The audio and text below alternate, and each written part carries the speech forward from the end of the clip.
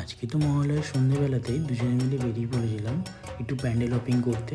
আর আমরা তো বাঙালি, তো আমাদের এই উৎসবটাই হলো সবচেয়ে শ্রেষ্ঠ উৎসব। তো সন্ধেবেলায় বেরিয়ে পড়লাম সবার প্রথম আমরা সবাই ক্লাবে। তো আমরা সবাই ক্লাবের আজকে এই যে ভিড়টা ছিল, আমরা 9টা নাগাদ গেছি।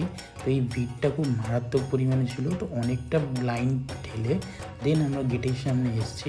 এসে কিছুটা আমরা দেখতে পেলাম, তো তখন ভেতরে ঢোকার পরে দেখছি এইখানের যে ভাবনাটা রয়েছে এটা আমাদের ফিউচারে নিয়ে যাচ্ছে। মানে ফিউচারে কীরকম কী হবে সেই প্যান্ডেলটার এই থিমটাকে তুলে ধরেছে। আর এখানের লাইটিংটা যেটা আছে খুবই ভালো লাইটিং করেছে। আর এখানের যে পুরো থিমটা বহু সূক্ষ্মভাবে খুব অনেক দিন ধরে জিনিসটাকে বানানো হয়েছে যাতে খুব রিয়েলিস্টিক লাগে আর কি। তো এখানে মায়ের মুখটাও দেখতে পাচ্ছি, খুবই সুন্দর মায়ের মুখ। আর নিচে আমাদের যে গণেশ রয়েছে, কার্তিক রয়েছে, এই যে পোর্শনটা পুরোটাই ঘোরে, মানে রাউন্ড করে আর কি।